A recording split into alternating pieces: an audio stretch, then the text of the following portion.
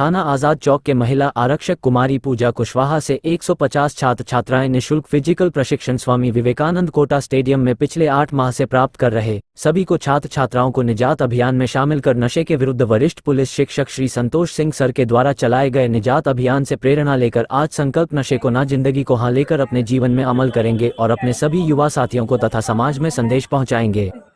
तो शराब सेवन से या किसी प्रकार का नशा करने से उसके कितने दुष्परिणाम होते हैं ये आप सभी को मालूम है। ठीक है, गलती हो गई, नेक्स्ट टाइम नहीं करूँगा, लेकिन फिर शाम को फिर भट्टी में मिलेगा। बाइक लेके निकल रहा है ना, उसका आप पुलिस के एक केस बनवा देंगे, उसके बाद फिर उसका पूरा परिवार उसके पीछे लग जाएगा कि शराब छोड़, 10,000 का जुर्माना कहाँ से लाएगा, पटाएगा।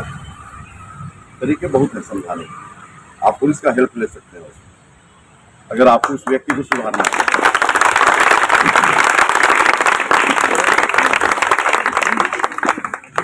और शासन और प्रशासन के द्वारा किस प्रकार के कार्यक्रम चलाए जा रहे हैं नशा मुक्ति के लिए और किस तरह से मनोवैज्ञानिक तरीके से एक इंसान की सोच को नशे से दूर किया जा सकता है।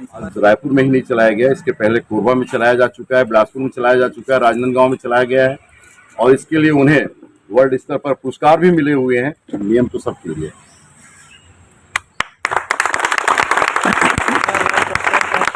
तो हाथ दो पैर भगवान ने दिया है, मेहनत करके आप जी सकते हैं। जॉब आई एम विलेंट, मैं अपने आप में काबिल हूं।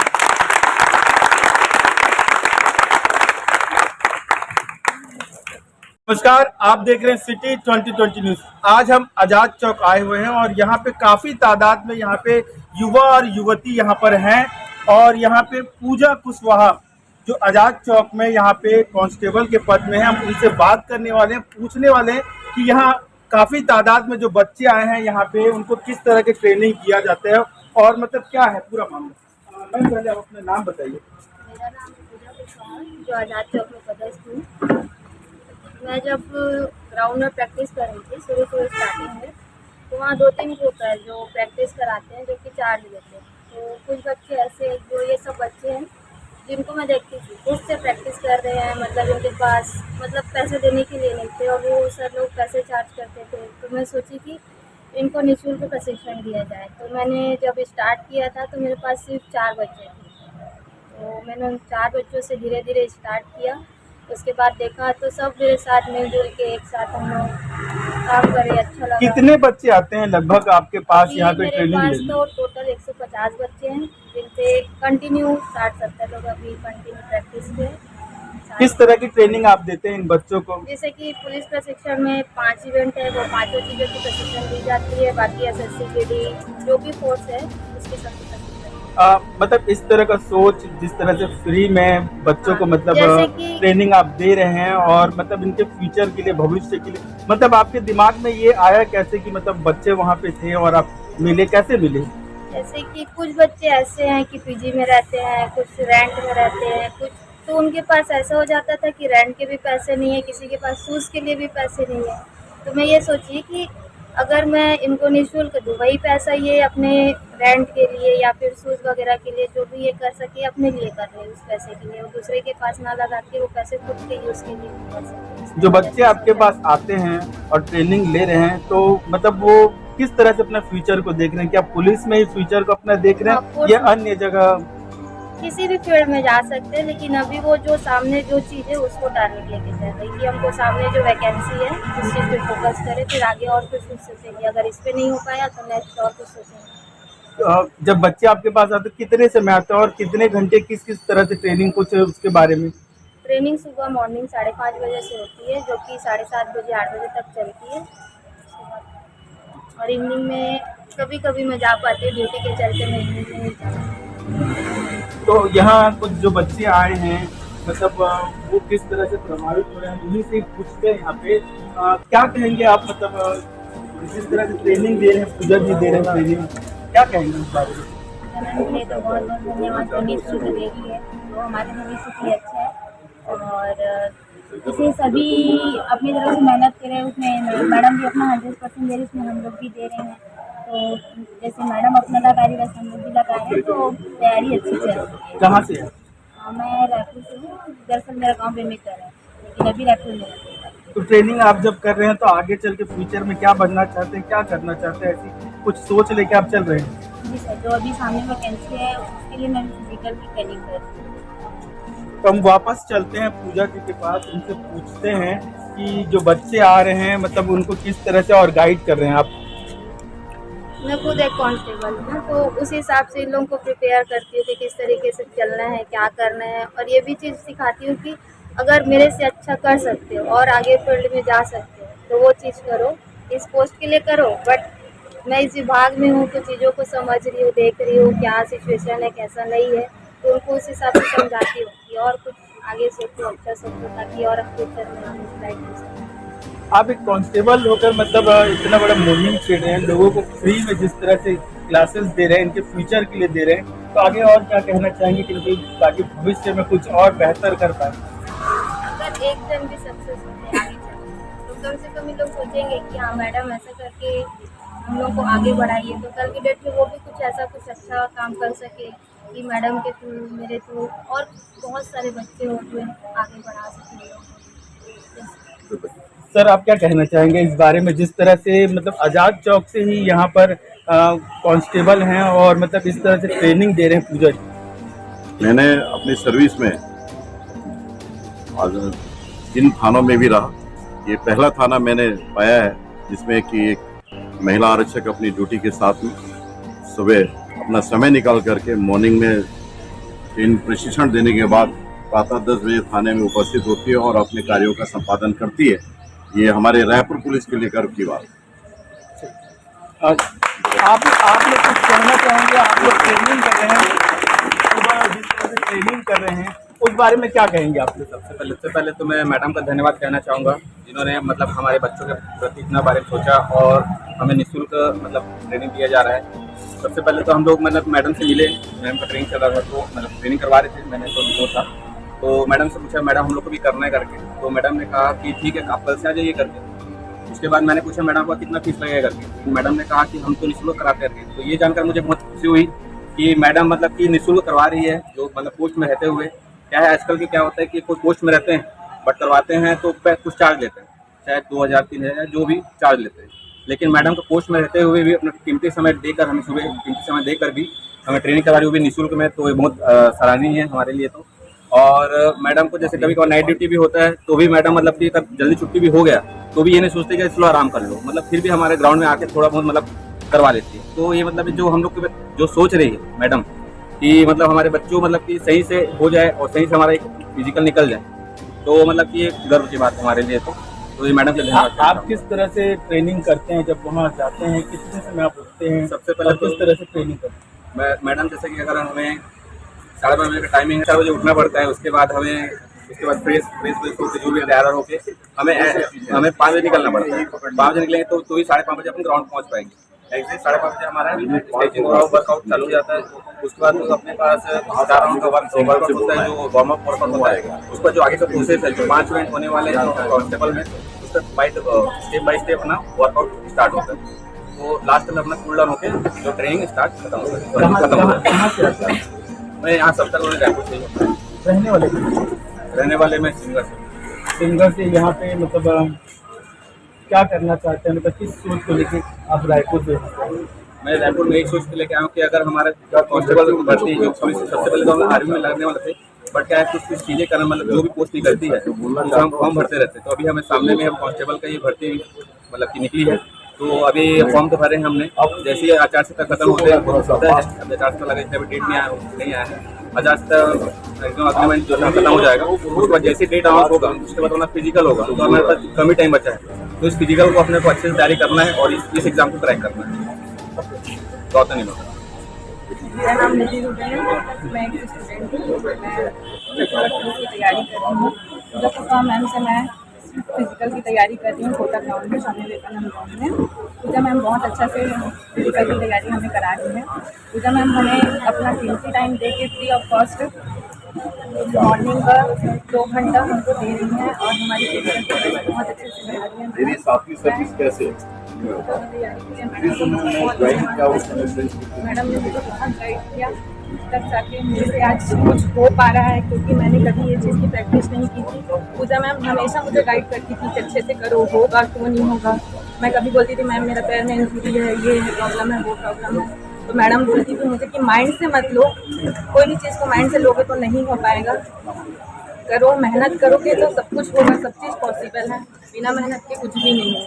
और छत्तीसगढ़ पुलिस में अगर जॉब चाहिए तुमको तो तुमको डटकर मेहनत करना पड़ेगा, जिससे आगे तुमको जॉब मिल सके। इसलिए मैं पूजा मैम का बहुत बहुत धन्यवाद करती हूँ कि मैंने पूजा मैम के पास अभी 4 महीना हो गया मेरे को फिजिकल की तैयारी करते हुए। तो पहले मेरे से कुछ भी नहीं हो पा रहा था, अभी कुछ तो हो रहा है, जिससे मैं आगे और भी कोशिश करूंगी कि आने वाले मेरे फिजिकल के एग्ज़ाम तक मैं बहुत कुछ कर पाऊँ और अपने जीवन में सफल हो पाऊँ। इसका श्रेय मैं पूजा मैम को देना चाहती हूँ। बाकी धन्यवाद। और आज मुझे पूजा मैम के थाने, आजाद चौक थाने में आकर टीआई सर प्रमोद कुमार सिंह जी से मिलकर और उनके गाइडलाइन से निजात अभियान के बारे में सुनकर, नशे मुक्ति के बारे में सुनकर बहुत अच्छा फील हुआ एवं ट्रैफिक के बारे में उन्होंने बताया।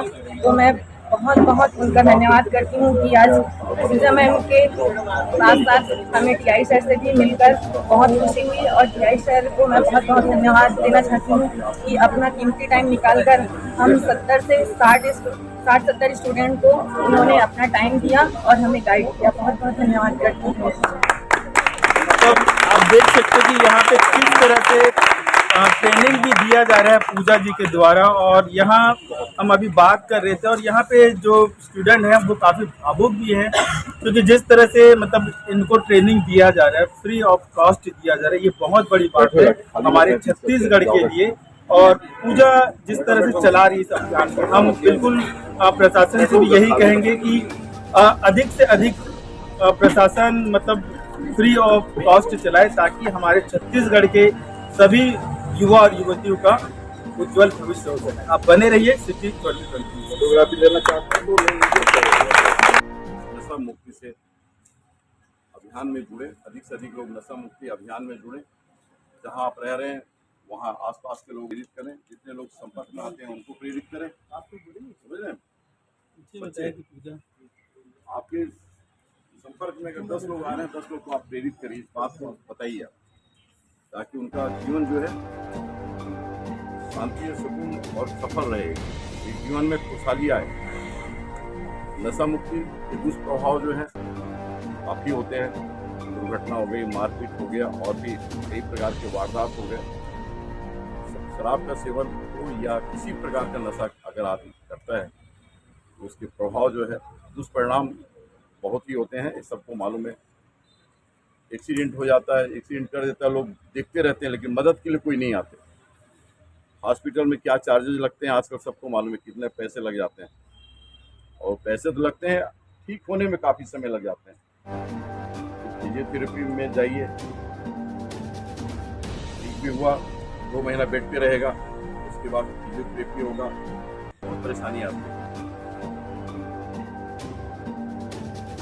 जहाँ तक हो सके आप लोग जितने बच्चे हैं, आप लोग मैं जितने यहाँ उपस्थित हैं, मैं तो चाहूँगा कि आप जीवन में कभी किसी भी प्रकार का नशा का सेवन न करें, किसी प्रकार का नशा का सेवन न करें। जैसे मैं हूँ, मैं आपको बता दूँ कितने साल की सर्विस हो रही है मेरी, 84 से जॉब कर रहा हूँ, कोई नशा नहीं हुआ। बीड़ी, तम्बाकू, पान, सिगरेट, नशा में कोई भी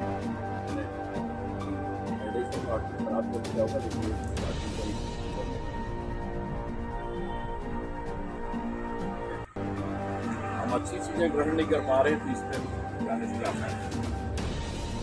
आपकी सोच है हम क्या लेना है, क्या खाना है, क्या पीना है, उसका इफेक्ट आपके बॉडी पे होगा, आपके परिवार पे होगा। आपके बॉडी पे तो होगा लेकिन परिवार पे भी होगा। जाएंगे आप तो किसी को मारेंगे, पीटेंगे, नाराज होंगे, गाली गुप्तार करेंगे, किसी दोस्त के साथ कोई अगर आपके साथ हो गया विवाद कर लेंगे, केस रजिस्टर होगा, गिरफ्तारी होगी, कोर्ट का चक्कर लगाते रहेंगे। तो शराब सेवन से या किसी प्रकार का नशा करने से उसके कितने दुष्परिणाम होते हैं ये आप सभी को मालूम है, और उसकी खामियाजा जो है बाद में भुगतने पड़ते हैं। स्टूडेंट लाइफ आपकी बेकार हो जाती है, क्राइम रजिस्टर हो जाता है, तो आपके शरीर सत्यापन जो है उसकी रिपोर्ट सही नहीं जा पाती।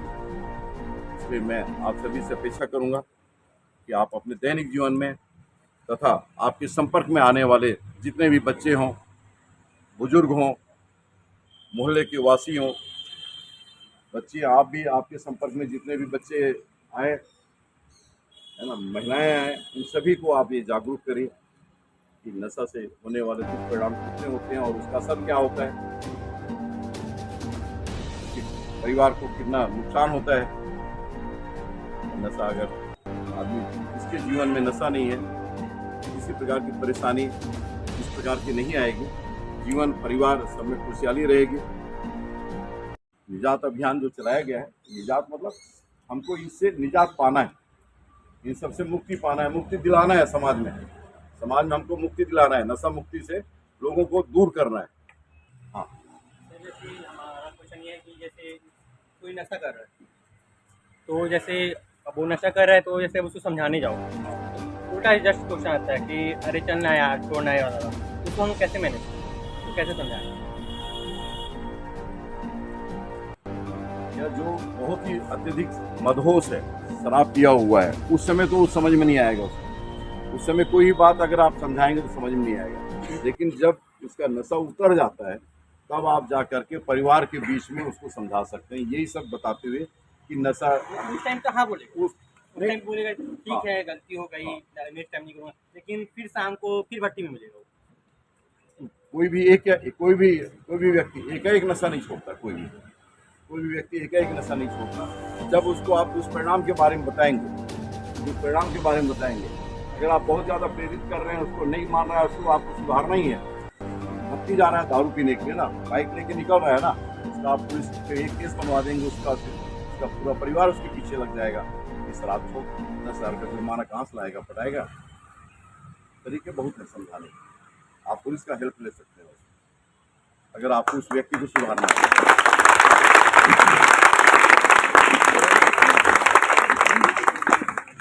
और आपके दिमाग में जो भी बात आ रही थी, शासन और प्रशासन के द्वारा किस प्रकार के कार्यक्रम चलाए जा रहे हैं नशा मुक्ति के लिए, और किस तरह से मनोवैज्ञानिक तरीके से एक इंसान की सोच को नशे से दूर किया जा सकता है, इस पर कुछ कार्यक्रम चलाए जा रहे हैं क्या शासन के द्वारा, प्रशासन? जी, हमारे जिले के वरिष्ठ पुलिस अधीक्षक श्री संतोष सिंह साहब के द्वारा निजात अभियान आज रायपुर में ही नहीं चलाया गया, इसके पहले कोरबा में चलाया जा चुका है, बिलासपुर में चलाया जा चुका है, राजनांदगांव में चलाया गया है और इसके लिए उन्हें वर्ल्ड स्तर पर पुरस्कार भी मिले हुए हैं। तो निश्चित है शासन प्रशासन एवं विदेशों में भी उनकी ये जो है उपलब्धि जो है सभी को मालूम है कि जब तक वो जहाँ रहे हैं बहुत अच्छा प्रयास रहा है और नशा मुक्ति से बहुत से लोग जो है इससे प्रेरित होकर के अच्छाइयाँ को ग्रहण किए हैं और नशे से दूर हुए हैं। और ये प्रयास जो है रायपुर में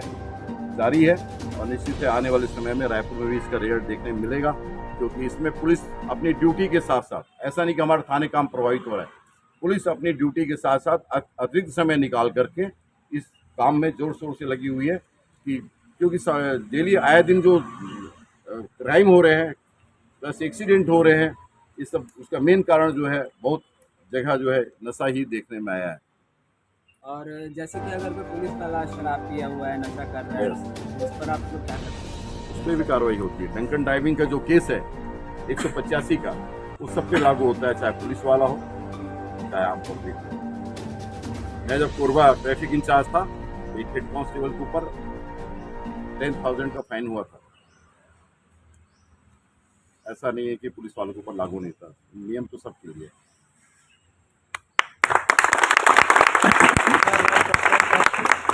सर आजकल के बच्चे पढ़ लिख रहे हैं, अच्छी बात है, बहुत अच्छे प्रोग्रेस कर रहे हैं, लेकिन आपसे क्वेश्चन करना चाहूँगा सर कि बच्चे पढ़ रहे हैं 10th हो या 11th हो या ग्रेजुएशन हो या किसी का तैयारी कर रहे हो, लेकिन वो एक कार के साथ मतलब अच्छे से परसेंटेज नहीं ला पा रहे हैं, मतलब उन लोग आत्महत्या का शिकार कर ले रहे हैं। ये इस चीज़ में आप क्या बोलना चाहेंगे सर? हमारे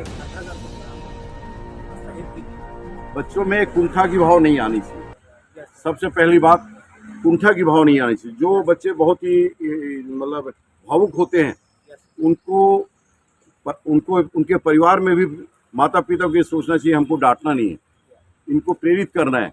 ठीक है, इस बार सफलता नहीं मिला, अगली बार मिलेगी, अगली बार नेक्स्ट और मिलेगी, और सफलता नहीं भी मिलती है, मान लीजिए किसी कारणवश अगर नहीं भी मिल पा रही है, तो उसके लिए एक ये उदाहरण देना चाहिए कि देखो बेटा, ये बिजनेस कर रहा है, ये इस काम को कर रहा है, और उससे ज़्यादा जो जॉब कर रहे हैं उससे ज़्यादा आय इनको प्राप्त हो रही है और परिवार जो है खुशहाल है।